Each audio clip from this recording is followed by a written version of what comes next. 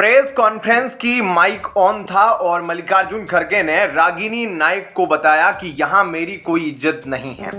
बिठा के रखते हो और इधर उधर ढकेलते रहते हो, झूठी तारीफ करने की बात करते हो।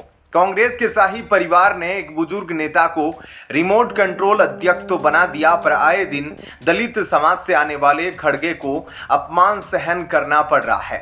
सुनिए क्या कह रहे हैं कांग्रेस अध्यक्ष मल्लिकार्जुन खड़गे।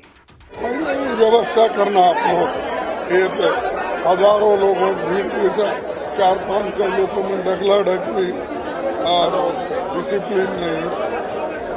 मेरे को ही ढकल रहे इधर से हो, मेरे को ही ढकल रहे इधर से हो, मेरे को ही ढकल रहे इधर से हो।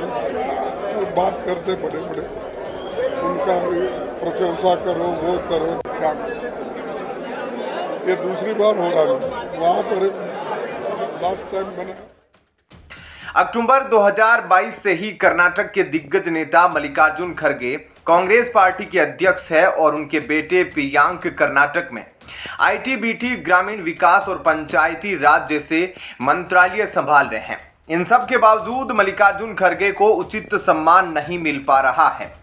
अब एक वीडियो लीक हुआ है, इससे स्पष्ट पता चलता है कि पार्टी में गांधी परिवार ही सर्वेसर्वा है। उनके सलाहकारों के अलावा बाकी सब नेता एक ही पंक्ति में आते हैं। भाजपा ने आरोप लगाया कि मल्लिकार्जुन खड़गे कांग्रेस में उचित सम्मान न मिलने की वजह से दुखी है। दरअसल जो वीडियो वायरल हुआ है उसमें मल्लिकार्जुन खड़गे कहते हुए दिख रहे हैं, पहले ही व्यवस्था करना आप लोग। हजारों लोगों की भीड़ थी, 400-500 लोगों में धकेला धकेली, अनुशासन नहीं है, मेरे को ही धकेल रहे थे इधर से उधर। बात करते हैं बड़े बड़े, ऐसा करो वो करो, यह दूसरी बार हो रहा है। वीडियो में कांग्रेस के राष्ट्रीय अध्यक्ष किसी कार्यक्रम को लेकर नाराज दिख रहे हैं। इससे पहले रामलीला मैदान में विपक्षी दलों की महारैली में कांग्रेस के राष्ट्रीय अध्यक्ष मल्लिकार्जुन खड़गे ने राहुल गांधी को शहीद बता दिया। उन्होंने मंच से कहा, हमने तो देश को आजादी दिलाने के लिए लड़ाई लड़ी, खून बहाया, देश को एक रखने के लिए इंदिरा गांधी ने अपनी जान दी। राहुल गांधी ने अपनी जान दी, उनके शरीर के टुकड़े टुकड़े हो गए।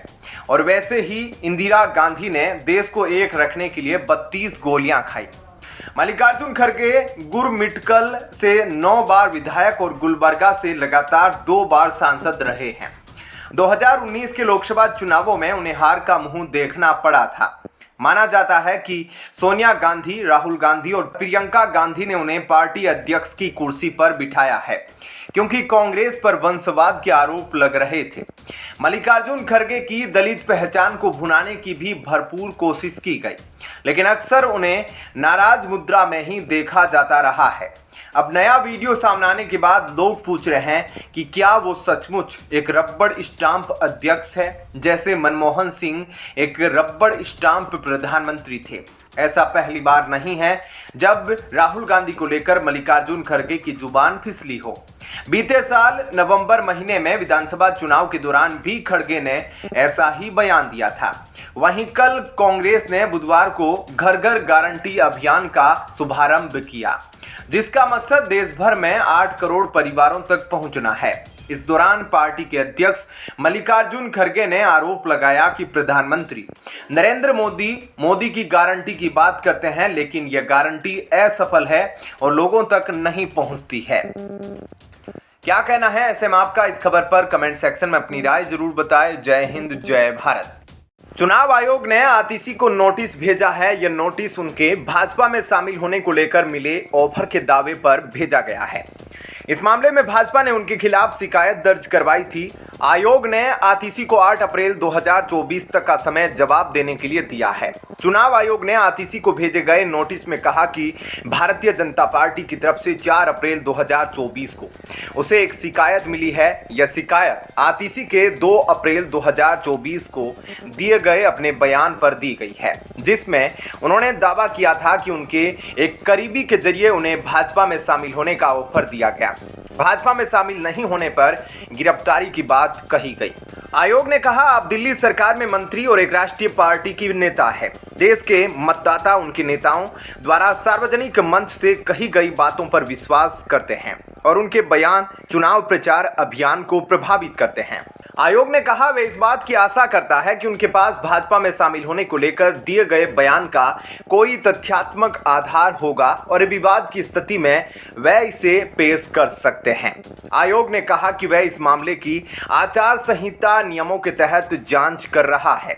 चुनाव आयोग ने 8 अप्रैल 2024 दोपहर 12 बजे तक इस मामले में भेजे गए नोटिस का जवाब आतिशी से मांगा है। 2 अप्रैल 2024 को आतिशी ने एक प्रेस कॉन्फ्रेंस में कहा था कि भाजपा के एक नेता ने उनके करीबी से संपर्क साधा है। उनको बोला है कि आतिशी को अपना करियर बचा के रखना है तो वे जल्द भाजपा में शामिल हो जाए, अन्यथा उसे भी गिरफ्तार किया जाएगा। उन्हें मालूम हुआ कि भाजपा आम आदमी पार्टी को कुचलना चाहती है। उन्होंने दावा किया था कि इस कड़ी में उनके साथ साथ सौरभ भारद्वाज, राघव चड्डा और दुर्गेश पाठक को जल्द ही गिरफ्तार किया जाएगा।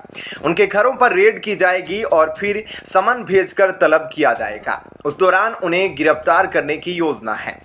आतिशी ने यह बयान ईडी द्वारा कोर्ट में शराब घोटाले में उनका नाम लिए जाने के बाद दिया था। गौरतलब है कि दिल्ली के मुख्यमंत्री अरविंद केजरीवाल के 21 मार्च 2024 को शराब घोटाले में गिरफ्तार होने के बाद लगातार आप नेता प्रेस कॉन्फ्रेंस कर रहे हैं। अरविंद केजरीवाल को कोर्ट ने 15 अप्रैल तक न्यायिक हिरासत में भेज दिया है। आतिशी के इस बयान को लेकर दिल्ली भाजपा ने भी उन्हें कानूनी नोटिस भेजा था।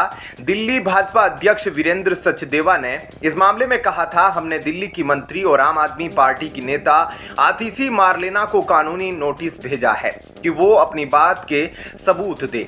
हम उन्हें छोड़ेंगे नहीं, इस बार उन्हें जवाब देना ही होगा। उन्होंने कहा था कि आतिशी ने अपने बयान के साथ कोई ठोस या सही जानकारी नहीं दी है। उन्होंने आतिशी और आम आदमी पार्टी के लगातार आरोपों पर जवाब देते हुए कहा कि आतिशी या उनकी पार्टी जब भी राजनीतिक हालत में गिरकर जवाबदेह होते हैं तो हमेशा विधायक तोड़ने या नेताओं की गिरफ्तारी की कहानी सुनाते हैं। क्या कहना है आपका? कमेंट सेक्शन में अपनी राय जरूर बताएं। जय हिंद, जय भारत। जिन ढूंढा 3 पाइयां गहरे पानी पेट, जो दूसरों को देते थे वही उनको तिहाड़ जेल में मुफ्त मिलेगा। जैसे कि पानी, बिजली, दवाई, सफाई, आवास, सब कुछ मुफ्त में मिल रहा है। सुनीता केजरीवाल को बचाने के लिए अरविंद केजरीवाल जेल गए हैं, क्योंकि केजरीवाल के साथ सुनीता केजरीवाल भी शामिल है। शीश महल में भी इनका नाम सामने आने वाला है। एक तरफ स्वतंत्रता सेनानी भगत सिंह के साथ केजरीवाल की तस्वीर लगाने पर सुनीता केजरीवाल से भगत सिंह का परिवार नाराज है। भगत सिंह के पोते युद्धविंदर सिंह ने एक वीडियो जारी कर कहा कि आम आदमी पार्टी ने भगत सिंह का अपमान किया है। आम आदमी पार्टी को भगत सिंह के अपमान के लिए तुरंत माफ़ी मांगनी चाहिए। तो दूसरी तरफ दिल्ली के मुख्यमंत्री अरविंद केजरीवाल इन दिनों तिहाड़ जेल में बंद है। इस बीच उनकी पत्नी सुनीता केजरीवाल की मुश्किलें बढ़ सकती हैं। दिल्ली के मुख्यमंत्री अरविंद केजरीवाल की पत्नी सुनीता के खिलाफ एक वकील ने जिला जज के पास शिकायत दर्ज कराई है। आरोप है कि उन्होंने अरविंद केजरीवाल को लेकर अदालती कार्यवाही सोशल मीडिया पर शेयर की है। इस शिकायत में उस वक्त का जिक्र है जब 28 मार्च 2024 को दिल्ली के सीएम अरविंद केजरीवाल को राउज एवेन्यू कोर्ट में पेश किया गया था। अरविंद केजरीवाल के ईडी के गिरफ्तार करने के बाद सब कुछ सुनीता केजरीवाल ही संभाल रही है। सुनीता केजरीवाल के खिलाफ शिकायत करने वाले वकील का नाम वैभव सिंह है। उन्होंने दावा किया है कि अदालत में अरविंद केजरीवाल को लेकर सुनवाई की रिकॉर्डिंग बिना अनुमति की गई थी और इसे सुनीता और अन्य नेताओं ने सोशल मीडिया पर शेयर किया था। वैभव ने सोशल मीडिया प्लेटफॉर्म्स को एक लीगल नोटिस भी भेजा है, जिसमें इस मामले से जुड़ी अदालती कार्यवाही के वीडियो को हटाने के लिए कहा गया है। उन्होंने सुनीता व अन्य नेताओं के खिलाफ एक्शन की मांग की है। उन्होंने इस मामले में अदालती कार्यवाही से संबंधित वीडियो को हटाने के लिए सोशल मीडिया प्लेटफॉर्म को भी कानूनी नोटिस भेजा है। शिकायत करने वाले वकील ने कहा है कि आम आदमी पार्टी और अन्य विपक्षी दलों के सदस्यों ने जानबूझकर मामले की छवि खराब करने और हेरफेर करने के इरादे से अरविंद केजरीवाल की अदालती कार्यवाही को सोशल मीडिया पर फैलाया है। शिकायतकर्ता ने इस मामले में एक विस्तृत जांच स्थापित करने और अधिसूचना संख्या 348 द्वारा अधिसूचित इस न्याय के 26 अक्टूबर 2021 के वीडियो कॉन्फ्रेंसिंग नियमों की जानबूझकर अवहेलना करने के लिए सभी व्यक्तियों, राजनीतिक दलों के खिलाफ उचित कार्यवाही करने का अनुरोध किया है। सुनीता केजरीवाल के अलावा यह शिकायत अक्षय एक्स हैंडल नाम प्रोमिला गुप्ता, कांग्रेस राजस्थान के उपाध्यक्ष विनीता जैन, अरुणेश कुमार यादव के खिलाफ दर्ज की गई है। इन पर 28 मार्च को विशेष न्यायाधीश कावेरी बावेजा की अदालत में अदालती कार्यवाही की वीडियो ऑडियो रिकॉर्डिंग के प्रचार का आरोप लगाया गया है। ऐसे में क्या कहना है आपका? कमेंट सेक्शन में अपनी राय जरूर बताएं। जय हिंद, जय भारत। बिना तलाक लिए धोखाधड़ी करके दूसरी शादी करने की आरोपी स्वामी प्रसाद मौर्य की पुत्री व सांसद संघमित्रा और वादी के साथ मारपीट, गाली गलौज, जान माल की धमकी व साजिश रचने के आरोपी स्वामी प्रसाद मौर्य, नीरज तिवारी, सूर्य प्रकाश शुक्ला उर्फ चिंटू तथा ऋतिक सिंह के कोर्ट में हाजिर न होने पर कोर्ट ने सभी आरोपियों के खिलाफ गिरफ्तारी वारंट जारी किया है। एमपी एमएलए कोर्ट के विशेष एसीजेएम अम्बरीश श्रीवास्तव ने मामले की अगली सुनवाई के लिए 16 अप्रैल की तारीख तय की है। कोर्ट ने अपने आदेश में कहा कि आरोपी कोर्ट में हाजिर होने से बच रहे हैं, लिहाजा उनके खिलाफ गिरफ्तारी वारंट जारी किया जाता है। बता दें, परिवाद में आरोप है कि वादी और संघमित्रा वर्ष 2016 से लिव इन रिलेशन में रहे थे। बताया गया है कि संघमित्रा और उसके पिता स्वामी प्रसाद मौर्य ने परिवादी को बताया कि संघमित्रा की पूर्व शादी से तलाक हो गया है, लिहाजा परिवादी ने 3 जनवरी 2019 को संघमित्रा के उसके घर पर शादी कर ली। वहीं संघमित्रा ने 2019 के चुनाव में शपथ पत्र देकर खुद को अविवाहित बताया, जबकि बाद में वादी को पता चला कि संघमित्रा का मई 2021 में तलाक हुआ था। जब वादी ने वर्ष 2021 में विधि विधान से विवाह करने के लिए कहा तो आरोपी स्वामी प्रसाद मौर्य ने वादी के ऊपर कई बार विभिन्न स्थानों पर अन्य आरोपियों से जानलेवा हमला कराया। एमपी एमएलए कोर्ट के विशेष एसीजेएम अम्बरीश श्रीवास्तव ने इस मामले की अगली सुनवाई के लिए 16 अप्रैल की तारीख तय की है। इस मामले में दर्ज मुकदमे में वादी ने आरोप लगाया है कि वादी और संघमित्रा मौर्य ने साल 2016 में लिव इन रिलेशनशिप में एक साथ रहने की शुरुआत की थी। इस दौरान संघमित्रा मौर्य और उसके पिता स्वामी प्रसाद मौर्य ने वादी को बताया था कि संघमित्रा मौर्य की पूर्व की शादी से तलाक हो गया है। उसके बाद दोनों ने 3 जनवरी 2019 को संघमित्रा के घर में ही शादी की थी, पर कुछ दिनों बाद जब संघमित्रा ने 2019 का चुनाव लड़ा तो उसने अपने शपथ पत्र में खुद को अविवाहित दिखाया था। वादी ने आरोप लगाया कि उसे अपनी शादी के 2 वर्ष बाद पता चला कि संघमित्रा का 2021 में तलाक हुआ है, पहली शादी से। इसके बाद जब उसने वर्ष 2021 में दोबारा से विधि विधान से विवाह करने को कहा तो संघमित्रा मौर्य के पिता स्वामी प्रसाद मौर्य ने कई बार अन्य साथियों के साथ साजिश रचकर वादी पर जानलेवा हमला करवाया था। वहीं इससे पहले स्वामी प्रसाद मौर्य ने भारतीय जनता पार्टी की नेता और बदायूं से सांसद संघमित्रा मौर्य को लेकर सख्त टिप्पणी की थी। उनकी यह टिप्पणी ऐसे वक्त में आई है जब संघमित्रा का एक वीडियो वायरल हुआ जिसमें वे रोते नजर आ रही थी। एबीपी न्यूज से स्वामी प्रसाद मौर्य ने कहा, मुझे संघमित्रा को अपनी बेटी कहने में शर्म आती है। उसने मंच पर रोकर अपने पिता के चरित्र के विपरीत आचरण किया है। बेटी होने का मतलब यह नहीं कि उसकी गलतियां माफ हो गई। रोना धोना ओछी और बचकानी बातें हैं। सपा के पूर्व नेता ने कहा, मुझे उसके टिकट कटने का कोई दुख नहीं, टिकट तो कटना ही था। ऐसे में क्या कहना है आपका? कमेंट सेक्शन में अपनी राय जरूर बताइएगा। जय हिंद, जय भारत। दिल्ली वालों ने कैसी सरकार चुनी है, सोच के ही हैरत होती है। देश की राजधानी के लोगों से ऐसी उम्मीद किसी को नहीं थी। कानून का, संविधान का, जांच एजेंसियों का मजाक बनाना, अवहेलना करना पूरी आप पार्टी की आदत सी बन चुकी है। समन का पालन न करने पर ईडी ने आप नेता अमानतुल्ला खान के खिलाफ दिल्ली की अदालत में शिकायत दर्ज करवाई है। अपने आका को केजरीवाल की तरह अब अमानतुल्ला भी समन को लगातार नजरअंदाज कर रहे हैं, लेकिन अब आम आदमी पार्टी के विधायक और दिल्ली वक्फ बोर्ड के अध्यक्ष अमानतुल्ला खान पर ईडी का शिकंजा कस गया है। गौरतलब है कि ईडी ने साल 2016 में ही इस केस की जांच शुरू की थी, जिसमें दिल्ली वक्फ बोर्ड में अवैध तरीके से लोगों को नौकरियां दी गई और बदले में उनके पैसे लिए गए।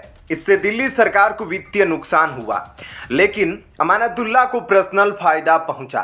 अमानतुल्लाह खान पर वक्फ की संपत्तियों को अवैध तरीके से पट्टे पर देने के भी आरोप है, जिसके बदले खान को पैसे मिले। ईडी ने इस मामले में मनी लॉन्ड्रिंग का केस भी दर्ज किया है, जिसमें अमानतुल्लाह खान पर अपने सहयोगियों के माध्यम से प्रॉपर्टी खरीदने का मामला दर्ज हुआ। इस मामले में अमानतुल्लाह खान ने दिल्ली की अदालत में जमानत के लिए अर्जी दाखिल की थी, जो खारिज हो गई। उसके बाद दिल्ली हाईकोर्ट ने भी 11 मार्च को उनकी अग्रिम जमानत की अर्जी खारिज कर दी। ईडी ने कोर्ट से अमानतुल्लाह खान के खिलाफ ट्रायल चलाने की मांग की है। बता दें कि दिल्ली सरकार के मंत्रियों आतिशी और सौरभ भारद्वाज ने प्रेस कॉन्फ्रेंस कर दावा किया था कि ईडी आम आदमी पार्टी के 4 और नेताओं को गिरफ्तार करने वाली है। हालांकि अमानतुल्लाह खान का नाम उन्होंने नहीं लिया था, लेकिन इस केस में आतिशी और भारद्वाज द्वारा बताए गए नाम से इतर अमानतुल्लाह खान के खिलाफ ईडी ने सख्त रुख अपना लिया। इस केस में अमानतुल्लाह खान की गिरफ्तारी भी हो सकती है, क्योंकि 11 मार्च को दिल्ली हाईकोर्ट ने उनकी अग्रिम जमानत याचिका को खारिज कर दिया था। मीडिया रिपोर्ट्स के मुताबिक वक्फ बोर्ड मनी लॉन्ड्रिंग मामले में आप विधायक अमानतुल्लाह खान के समन में शामिल नहीं होने के बाद प्रवर्तन निदेशालय ने शुक्रवार को राउज एवेन्यू कोर्ट में शिकायत दर्ज की। एजेंसी ने पीएमएलए अधिनियम की धारा 50 समन जारी करने की सख्ती के तहत जारी समन का पालन नहीं करने और जांच में शामिल नहीं होने के लिए आपराधिक प्रक्रिया संहिता की धारा 190 और 200 के तहत अतिरिक्त मुख्य मेट्रोपॉलिटन मजिस्ट्रेट दिव्या मल्होत्रा की अदालत में शिकायत दर्ज की। ईडी के अनुसार अमानतुल्लाह खान ने 23 जनवरी, 31 जनवरी, 9 फरवरी, 19 फरवरी, 26 फरवरी और 4 मार्च को पूछताछ के लिए जारी किए गए समन का पालन नहीं किया है। ईडी ने आरोप लगाया कि अमानतुल्लाह खान ने वक्फ बोर्ड से पैसों के बदले अवैध तरीके से कर्मचारियों की भर्तियां कर अपराध के जरिए बड़ी रकम प्राप्त की और अपने सहयोगियों के नाम से प्रॉपर्टी में निवेश किया।